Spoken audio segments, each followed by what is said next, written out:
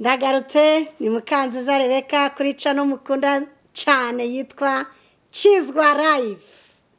Mbazaniye icyigisho cyiza cyane kivuga ngo imibereho y'abantu babaye ibirangirire baboneka mu ijambo ry'Imana Bibiliya. Igice cyaho ni icya 3. Uwo muntu ninde? Yitwa Daniel. Niwe tugiye kureberaho kugira ngo natwe tubere icyigisho cy'uyu munsi ndetse twige naho yavomaga imbaraga. Mbere ya byose tubanze dusenga Imana. Mwami w'abami turacyagushima. Abazima nibo bashima kuko tuba turiho. Uduhe kuramira kubona ibyiza kandi ubwo tugiye kwiga imibereho y'abantu babaye ibirangirire wandikishije mu ijambo ry'Imana, utubashije kugera ikirenge mu cyabo, uduhe kukubera indahemuka, tukugirireho icyizere kandi tukwamamaze hafi na kure.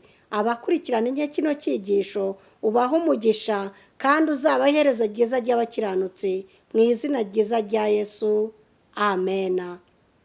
Imibereho y'abantu babaye ibirangirire baboneka muri Bibiliya, ijambo ry'Imana, igice cyaho ni icya 3 kuko twabanje bwa mbere igice cya mbere, icya kabiri n'icya 3. Mu gice cya mbere twabonye umuntu w'Imana bitaga, mu gice cya mbere cy'imibereho y'abantu babaye ibirangirire twabonyemo umugabo witwa Yosefu. Mu gice cya kabiri cy'abantu babaye ibirangirire twabonyemo umugabo w'indashyikirwa witwa Mose. Kuri iki gice cya 3 tugiye gukurikirana muri kano kanya ni umugabo witwa Daniel. Imana ibahe umugisha bantu munkurikirana kuri channel ya Kizwa Live, kandi ibi byigisho bizabaterereze kwihana no guhinduka, twigire ku ntwari zatubanjirije maze natwe duhinduke intwari, maze ku buryo Bibiliya yanditswe natwe amazina yanjye ndetse n'amazina yanyu munkurikiye yakwandikwa muri Bibiliya ko mwanejeje Imana. Daniel yari muntu ki? Daniel yari umuheburayo wubahaga Imana, wabitojwe n'ababyeyi be. Daniel yari yarakuze yiga igitabo cya Yeremiya. Yari afite n'imizingo ya Yeremiya igihe bamujyanaga mu bunyage.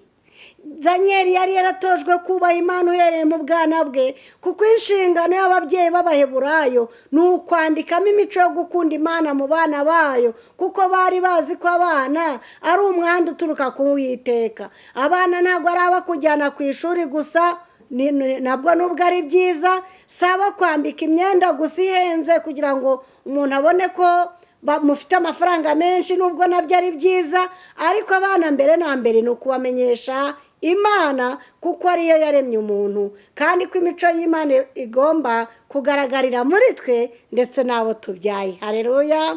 Babyeyi se bimeze gute muri iki gihe? Ni iki utoza abana bawe? Reka imibereho ya Daniel tugiye kwiga muri kano kanya itume twiyegurira Imana. Iyo nsomye igitabo cyitwa Uburezi paje ya 55, nabwo wasoma cyangwa muri Bibiliya, Daniel igice cyaho cya mbere, Daniel igice cyaho cya kabiri, Daniel igice cyaho cya 3 na 4 na 5 na 6, turabonamo amagambo nza guhuriza hamwe nayo ngiye gusoma, maze turebe umwanzuro twafata kuri aba bantu babaye ibirangirire baboneka mu ijambo ry'Imana. Dusome. Daniel intumwa yari ihagarariye ijuru. Igihe Daniel na bagenzi be bari Babuloni mu busore bwabo basaga naho bari bafashwe neza cyane ugeranije nuko Yosefu yari afashwe mu myaka ya mbere y'ubuzima bwe muri Egiputa.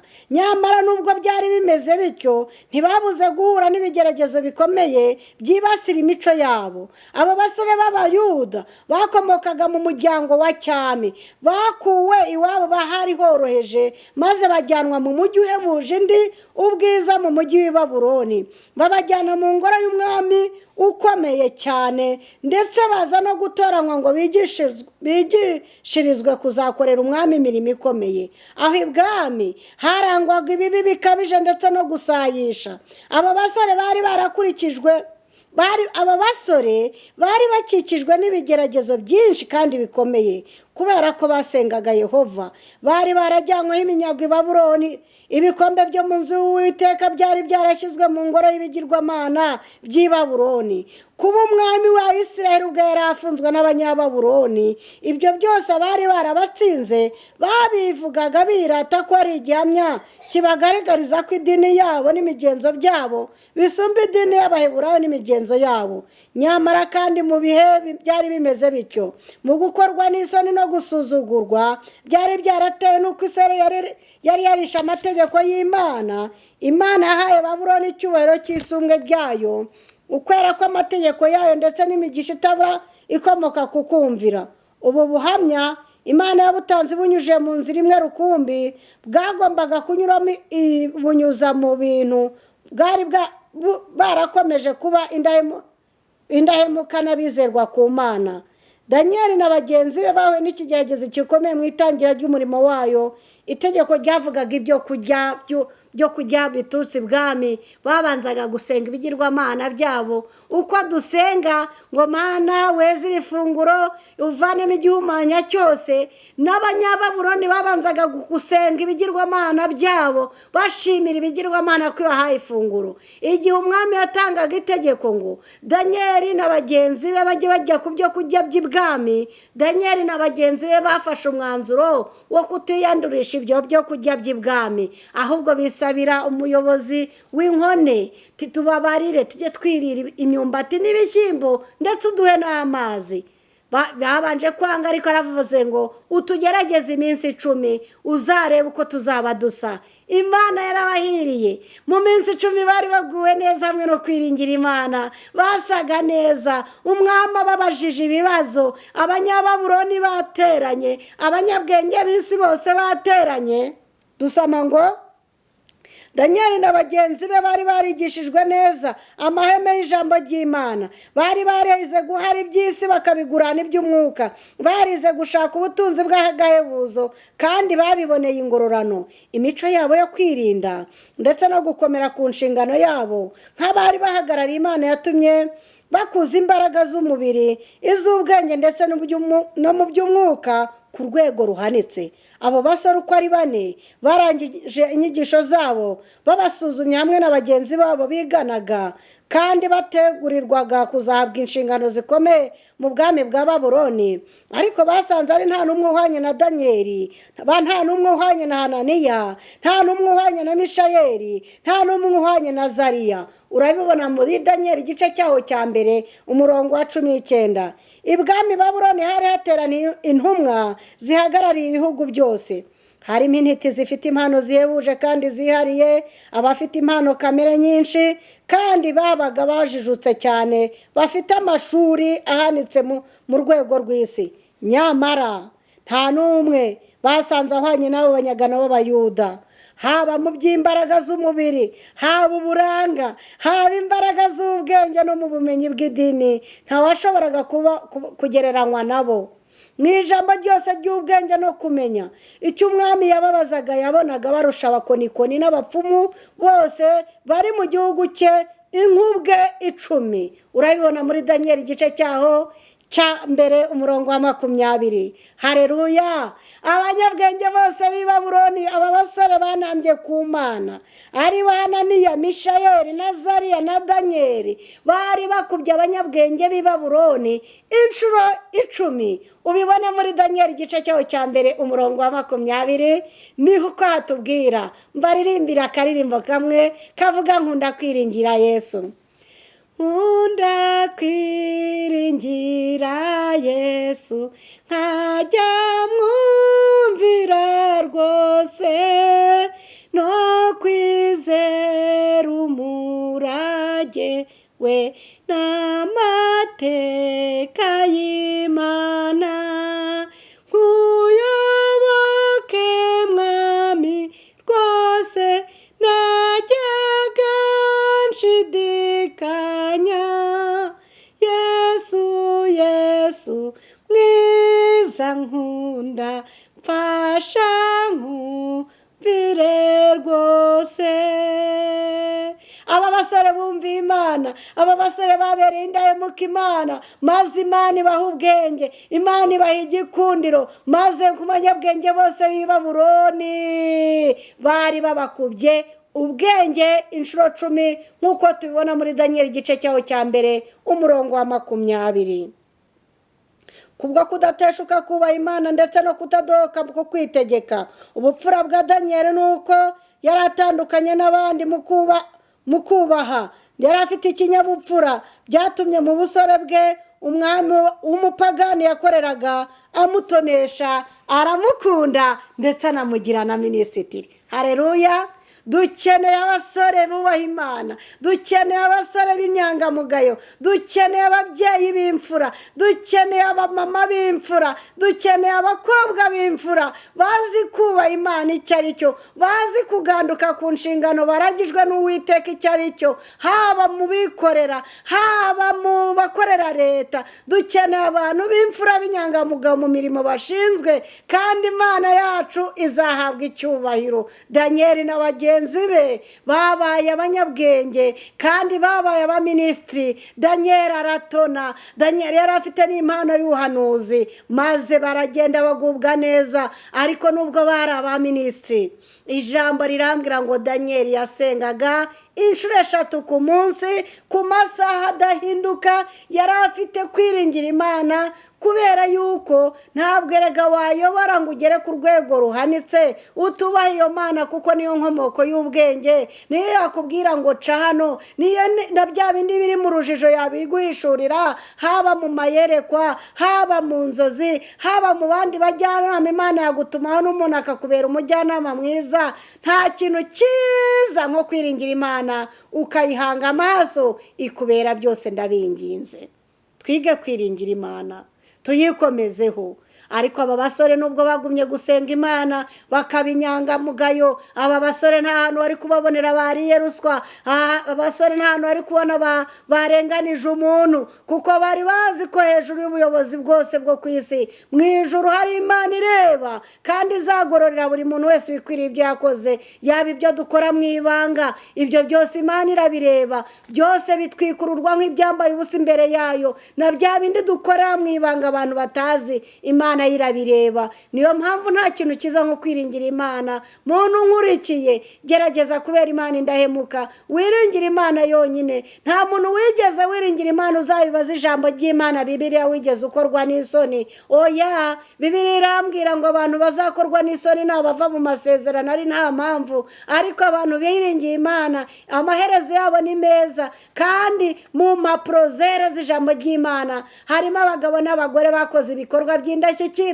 kubera kumvira Imana, kandi babayeho imibereho ihesha abandi icyubahiro, ibesha abandi umugisha. Turabona muri Daniyeli igice cyaho cya 2, umwami arota inzozi, abapfumu bananirwa kuzisobanura.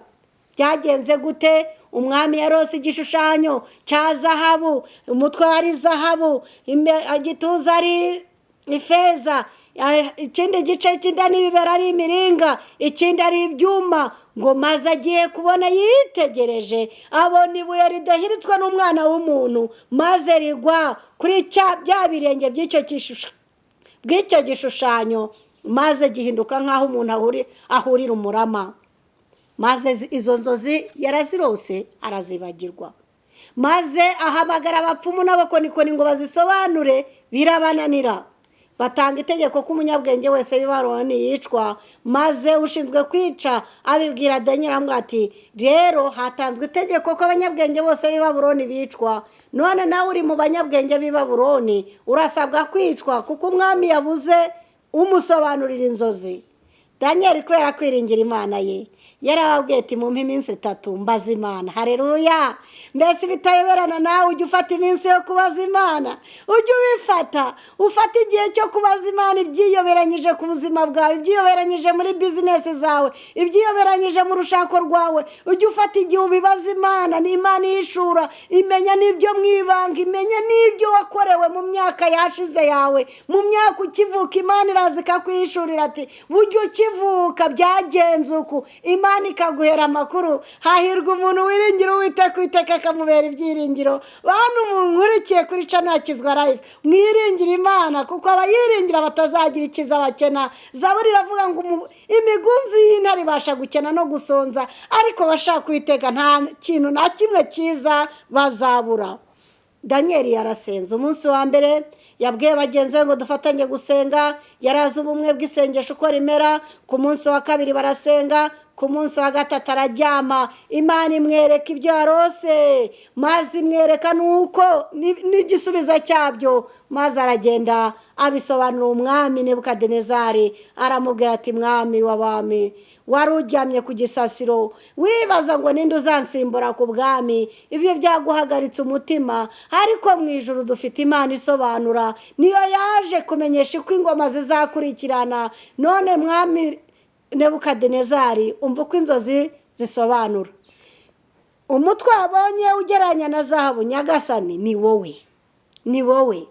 Imana yaragufasha iragukuza kugeza mu bushorishori, ikugereranya na zahabu nziza. Ariko nyagasani, ingoma yawe izahanguka kandi izasimburwa n'ubwami budahwanije n'ubwawe gukomera. N'ubwo ukomeye ariko uzavaho, ubwami bwawe buzahabwa Abamedi n'Abaperesi. Murabyibuka neza, Imana yaravuze kuri Kuro muri Yesaya 45. Yesaya yari yarahanuye ibya Kuro mu myaka irenga 150 Kuro atarabaho. Imana yabwiye Yeremiya ngo Yeremiya, we nakumenye ukiri urusoro mu nda ya nyoko, kandi nakwereje kuba umuhanuzi uhanurira amahanga. Imana ituza amazina, Imana izi ibiduhagaritse umutima, Imana izi aho dutuye, Imana izi n'umusatsi wanjye. Haleluya.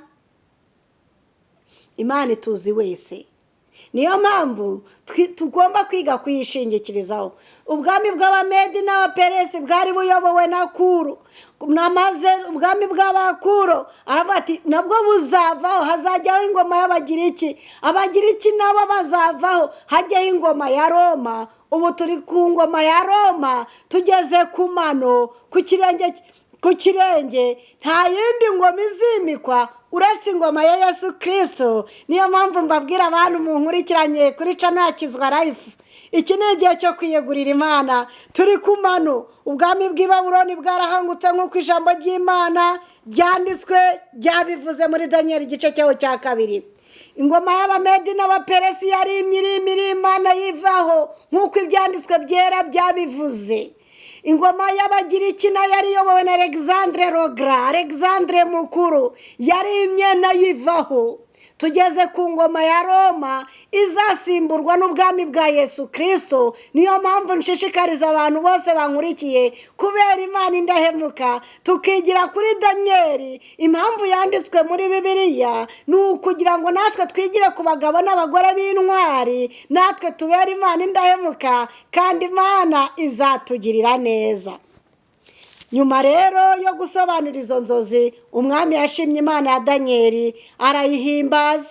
Ariko uko umuntu arangwa no kwibagirwa, nk'uko Gutegeka kwa 2 igice cyaho cya 8 umurongo wa 14 avuga ngo uramenye numara kujya ugahaga ntuzibagirwe, ntuzavuge ngo imbaraga zanjye n'ubwenge bwanjye nibyo bimesheje ibi, ahubwo uzibuka Uwiteka Imana yawe. Nebukadinezari yaribagiwe we, yibagiwe iby'inzozi yarose, yibagiwe iby'ubusobanuro bwazo, maze aravuga ati reka nkwereke mpinyuza Imana. Maze yubaka igishushanyo cy'izahabu, noneho uhereye ku mutwe ageza ku birenge byose ari zahabu, agihagarika mu kibaha cya Dura. Aravuga ngo abantu bose baze kundamya kuko nzahora witeka ryose. Ngo icyo cyari ikigeragezo ku bana b'Imana, kuko Abaheburayo basengaga Imana yo mu ijuru, ntago basengaga ibigirwamana, basengaga Imana kuko ariyo yonyine ikwiye gusengwa, niyo yonyine ikwiye gupfukamirwa. Ibyahishuwe igice cyaho cya 14 umurongo wa 6 kuva ku murongo wa 12 hari ubutumwa bw'abamarayika 3 ngo mubahe Imana muyihimbaze kuko igihe cyo gucira abantu urubanza gisoye. Muramye yaremye ijuru n'isi n'inyanja n'amasoko. Danieli yarabizi na bagenzi be bari bazi ko umuntu ukwiriye kuramywa no gupfukamirwa ari Imana isumba byose. Ntago bigeze baramya kino gishushanyo. Ubisome muri Danieli igice cyaho cya 3. Umwami yazabiranijwe n'uburakari, arababwira ati kuki mutaramya? Ntago muzi ko naciye iteka ko umuntu tubarara imbere ya kiriya gishushanyo ngo ndamye mwica? nkamujugunya mu itanura ry'umuriro ugurumana. Maze abasore baramubwira ati mwami Nebukadinezari, nta mpamvu tutagusubiza icyo kibazo. Yarababaje ngo mbese Imana yabankize yaturuka he? Ninjye ufite ijambo rya nyuma ku buzima bwanyu. Ariko abahungu b'Abaheburayo mu cyubahiro cy'Imana isumba byose banze ko Imana yacu isuzugurwa, baramubwira ati Nebukadinezari, niba ari byo Imana yacu dukorera ibasha kudukiza itanura ry'umuriro ugurumana, ariko nawe itadukiza Nyagasani, ntago tuzapfukama, ntago tuzapfukamira igishushanyo cy'izahabu wakoze, habe no kukiramya. Nebukadinezari azabiranywa n'uburakari, ategeka ko abantu bababoha itanura bagenyegeza inshuro nyinshi kugira ngo bajugunyemo abo basore. Maze ngo bagezemo basanga afande Yesu witwa Mikayire. Muri Daniyeli igice cya 12, afande Yesu yatabaye ari ku rugamba yambariye gisirikare kutabara, aza mu izina rya Marishari Mikayire uje gutabara intore zayo zimwiringira. Maze araza umuriro arawunetraliza. Ubisome muri Daniyeli igice cyawo cya 3 mubyeyi, muntu nkurikiye ubyisomere muri Daniyeli igice cya 3. Afande Mikayire, afande Yesu yaraje aratabara intore ze zimwiringira. Maze bajugunyemo, aba bajugunye barashya, abo bajugunye mu muriro bagenda baririmba, Mukiza ngukurikire aho unshakira hose, aho ujya ngukurikire mwami ngukurikire, Mukiza ngukurikire wamviriye amaraso, niba utagira ukwitaho njye nkwikurikirire. Bararirimba, iyo niyo ngewe ndirimbye, ntabwo nzi indirimbo abo basore 3 baririmbye, ariko Bibiliya iratubwira ngo baratambagiye mu muriro baririmba. Maze ibirimo iby'umuriro Bibiliya irambwira ngo ntabwo byigeze bibafata, habe n'umusatsi wabo ngo wafashwe, habe no guhumuraho umwuka mubi ku myenda yabo, kuko afande Mikayire yari yatabaye. Haleluya! Dufite Imana itabaraho rukomeye. Ingabo zacu z'igihugu zihari umutwe witwa Special Force utabaraho rukomeye, na Yesu Kristo rukomeye ariyizira ku rugamba, yambarira urugamba agatabara abana b'Imana bamuhamya, akaza akababarana nabo, akanetraliza uwo muriro, bakavamo baririmba. Nujya muri Daniyeli igice cyawo cya 3 uhere ku murongo wa 13, hari umutwe w'amagambo uvuga ngo Saduraka na Meshake na Abedinego banga kuramya igishushanyo. Aha turahavuze mu ncamake byabaviriyemo kubajugunya, nkuko tubibona muri Daniyeli igice cyawo cya 3 guhera ku murongo wa 19 babajugunyemo, ariko nyuma yo kujugunywamo banambye ku Mana bemeye. Urabona muri Daniyeli igice cyawo cya 3 guhera ku murongo wa 28 umwami ahimbaza Imana y'Abasaduraka. Aha byagenze gute? Afande Mikayire yariyiziye atabara abahungu b'Abaheburayo. Ibyo byabereye i Babuloni bose babireba. Ubibaza Bibiliya muri Daniyeli igice cyawo cya 3. Maze Yesu ariyizira, umwami arebye, hajya ntago twajugunyemo abantu 3 kandi twababoshye. Yego Nyagasani, ndabonamo umuntu wa 4 ari ku ishusho y'uwa 4 irasa n'umwana w'Imana. Wambaza ngo umwami w'umupagani yabwiwe n'iki ishusho y'umwana w'Imana? Aba basore b'Abaheburayo bamubwiraga Imana y'Abaheburayo.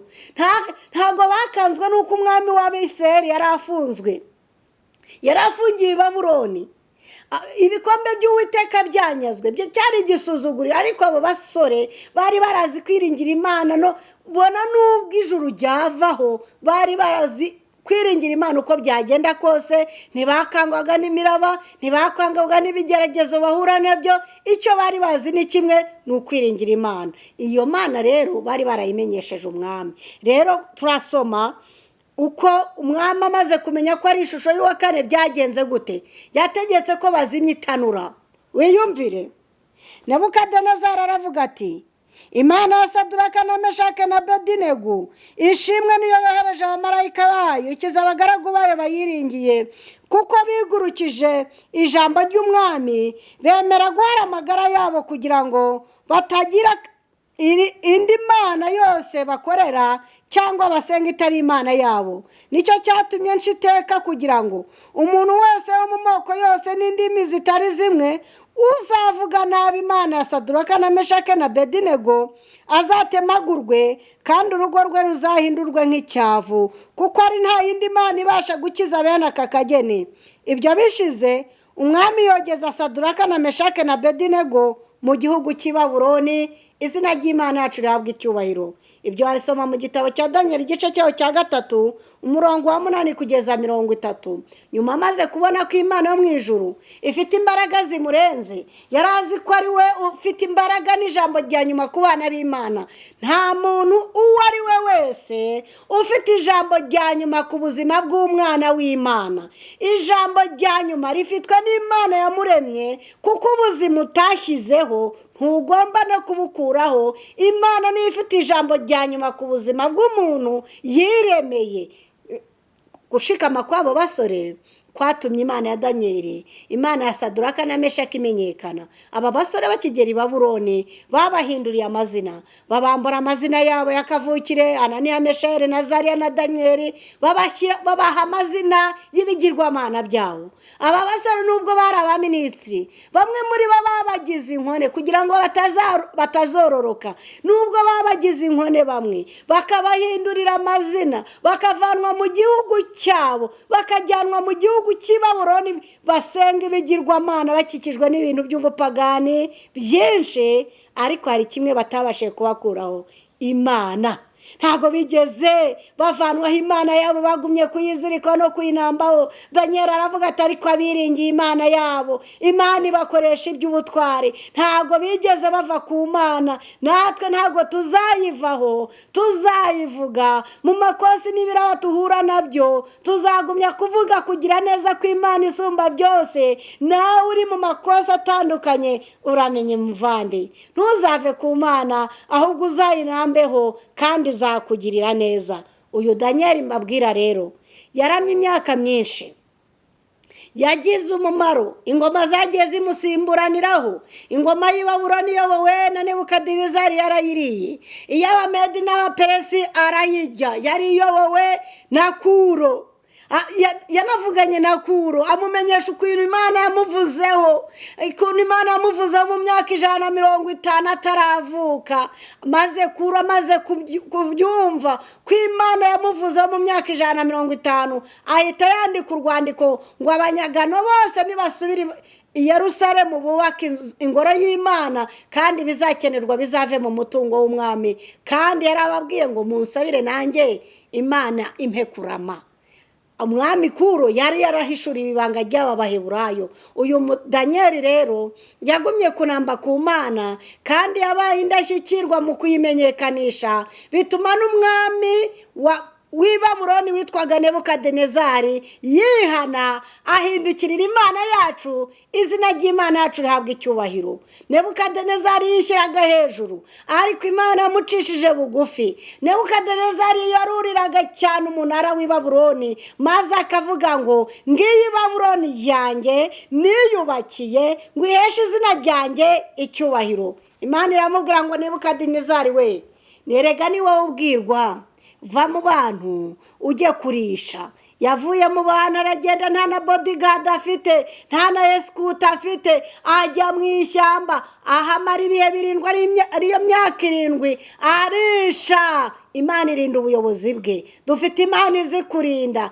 Ntawamuteye kudeta ngo afate ubwo bwami. Mu myaka 7 yose bari bamutegereje, kuko nta wari warabonye intumbi ye. Bagiye kumubona, Imana yamukoze ku bwonko, yongera gusubirana ubwenge, agaruka mu bantu, maze asoza avuga ati menye neza ko Imana ariyo yimika abami ikanabakuraho. Muntu nkurikirana, Imana niyo yimika abami ikanabakuraho. Iyo Mana yige kuyihanga amaso, nta hantu itavana umuntu, nta naho itamugeza. Haranira kuyibera indahemuka. Ibyo ijambo ry'Imana Bibiliya byanditswe mu ijambo ryayo ubishyire mu bikorwa, kandi Umwuka Wera arazagushoboza. Aho ufite intege nkeya utabaze Data wa twese azaguha imbaraga ziva i Siyoni. N'aba barabishoye bitwa intwari, natwe twakwitwa intwari. Niyo mpamvu turi kwiga ibirangirire byanditswe mu ijambo ry'Imana kugira ngo tubigireho. Uyu Danieli yabaye umutangabuhamya mwiza,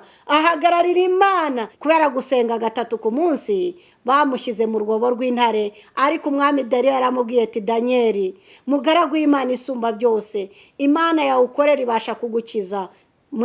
Barahoberana, aramusezera, maze bamushyira mu rwobo rw'intare. Bicishije inzara, wakihagera intare zamubereye matera. Ibyo ni ibihamya byo gukomera kw'Imana yacu naje kubabwira. Imana twahisemo kwiringira, Imana twahisemo gukorera, Imana twahisemo kuyibera indahemuka. Niyo Mana ikiza, niyo Imana yimika abami ikagabira uwishaka, ikimika abami ikanabakuraho. Iyo Mana yigirira icyizere. Mu gitondo Dariyo yabuze ibitotsi, maze araza arahamagara, kandi azi ko yamugaburiye ibisimba, kandi yari umwami w'umupagani. Aramuhamagara ngo, Danieli, mugaragu w'Imana isumba byose, mbese Imana yawukorera yabashije kukurinda? Yumva ijwi uti, yego nyagasani, Imana yanjye nkorera ndinze iminwa y'intare ntacyo nabaye, kuko nagaragaye imbere yawe ndi indahemuka, kandi n'Imana yanjye ntacyo nayikoreshereje.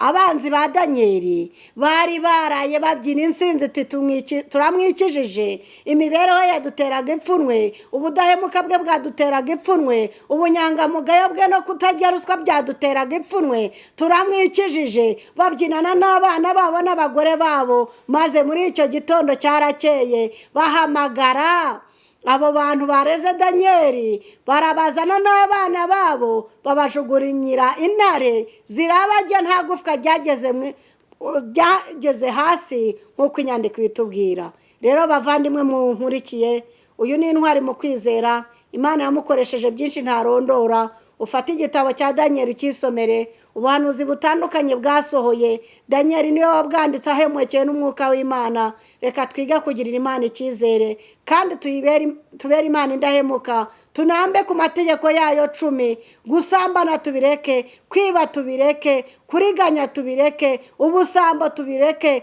Twige kubera Imana yacu indahemuka. Uyu yari umuntu wa gatatu twize ku bantu babaye ibirangirira Imana ikemera ko bandikwa muri Bibiliya. Reka njye nawe nkurikiye tubere Imana indahemuka, kandi Umwuka Wera twuzure atubashe kubera Imana indahemuka, mu izina rya Yesu, amen. Dusenga Imana. Mwami w'abami, turagushimye kuko iki cyigisho kimaze gutambuka. Uhabwe icyubahiro. Tukweretse abantu bagikurikiye bose. Hari igihe duhura n'ibitero by'umwanzi tukagira ngo twaracumuye, ntitumenye ko turi muri training cyangwa ku ikosi ushaka kudukoresha ibikomeye. Uduhe gukomera ku munsi mubi, kandi tubashe kukubera indahemuka, mu izina rya Yesu, amen.